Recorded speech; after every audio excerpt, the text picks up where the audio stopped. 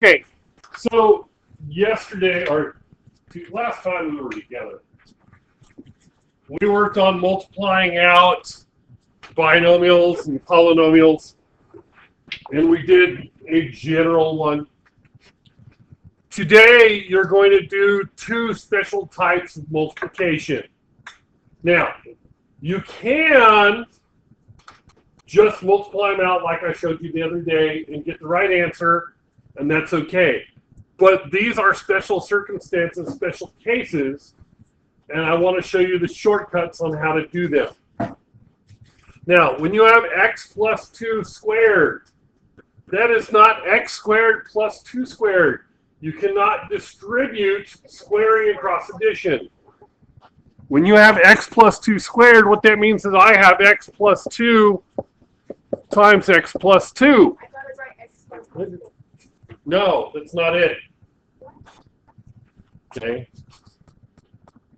So if you did this, you could do what we did yesterday. You could FOIL it or make a box and have x plus 2 and x plus 2.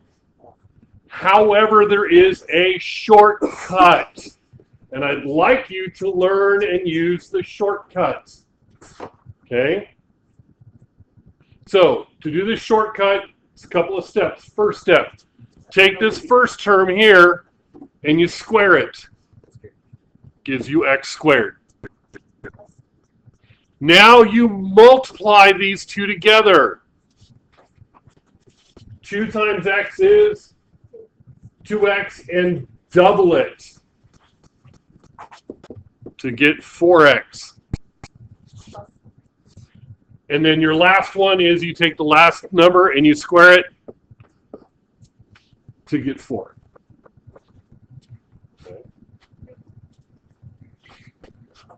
Shortcut.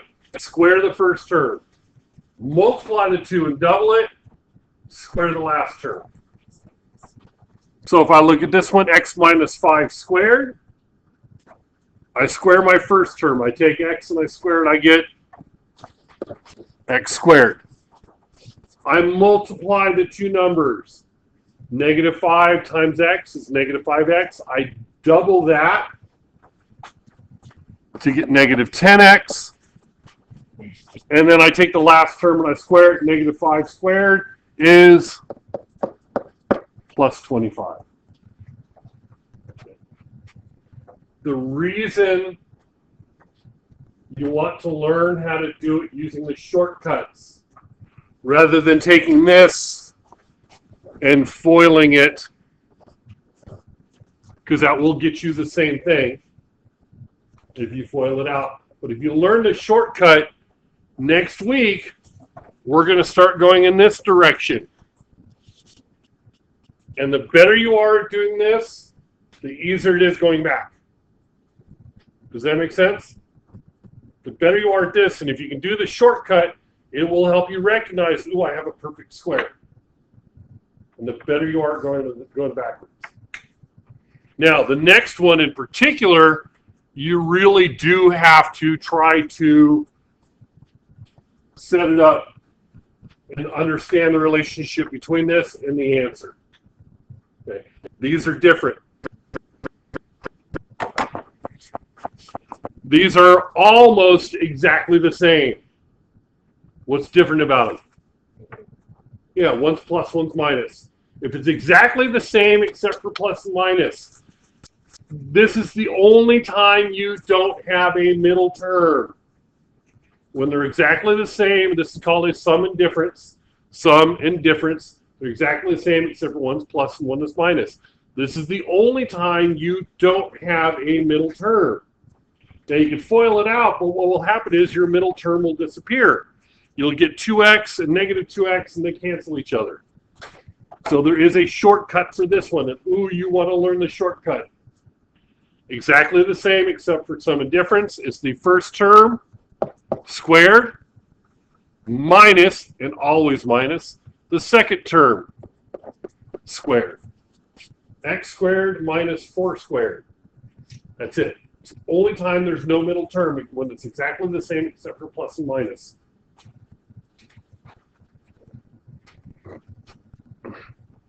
Same thing on the next one.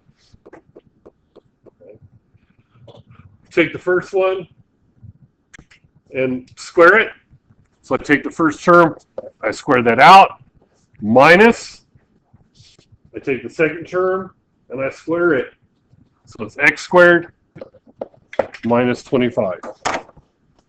It's the only time you don't have a middle term is when they're exactly the same plus and minus. And like I said, the reason you really want to get good at doing this one, because going in that direction is much harder. This is the hardest type of one to factor out, to go backwards on, unless you recognize this pattern. You recognize the pattern, it's a piece of cake. You don't, it's really difficult.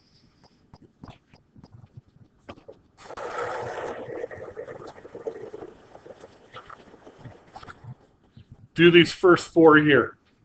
Square these ones out.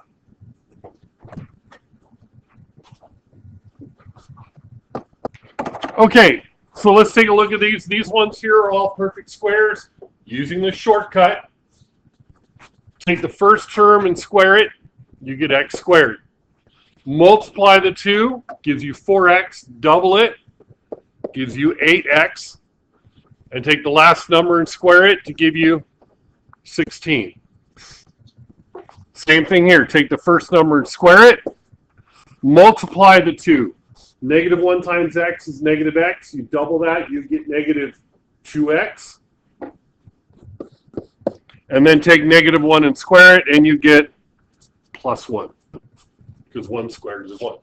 1 to the 5th is 1. 1 to the 12th is 1. 1 to the 200 millionth is 1.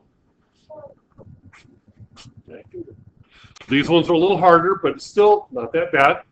Take 2x and square it, which means you square 2 and you square x. Square 2, you get 4. Square x, you get x squared. Multiply the 2. 2x times 3 gives you 6x. Double that to give you 12x. And then you square the last one to give you 9. Next one, same thing. Take 3x and square it. You square 3 to get 9, square x to get x squared. You get 9x squared. Multiply the 2. 3 times 4 gives you 12. Double that gives you 24. And because it's negative, you have negative 24x. And then take negative 4 and square it to give you 16. Notice the first term and the last term are perfect squares. When you have a binomial squared, your first and last will be perfect squares. It's an important thing to notice. A lot of what we're going to be doing next week, you have to recognize the patterns that are involved. Okay.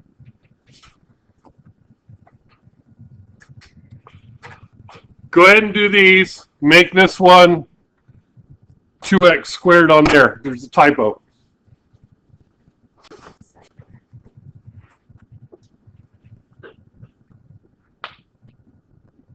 Okay, use the shortcut.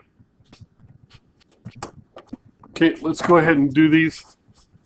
So once again, it's exactly the same except for plus and minus. So square the first term minus square the second term. Exactly the same except for plus and minus. Square the first term gives me x squared minus square the second term. 3 squared is 9.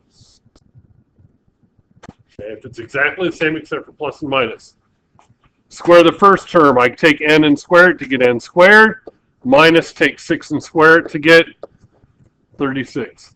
This is the only time you don't have a middle term, is when it's exactly the same except for plus and minus. These two are a little goofy, but they're not bad. Take x squared and square it. That means you have x to the 4th. Minus take 8 and square it to get 64. And then the last one, 2x squared squared. So I take 2x squared and square it. Square 2, I get 4.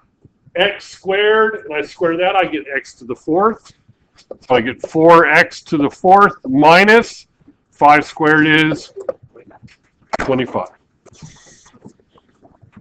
Once again, because it's really important, I cannot emphasize enough, next week, when we're going backwards on these, to be able to recognize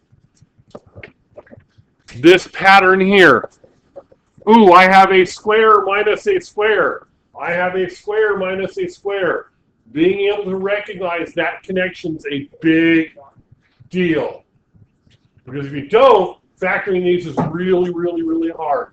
Okay? If you don't, factoring these is really, really hard if you don't recognize that pattern. So when you're doing your work today, look for that. Okay. Behave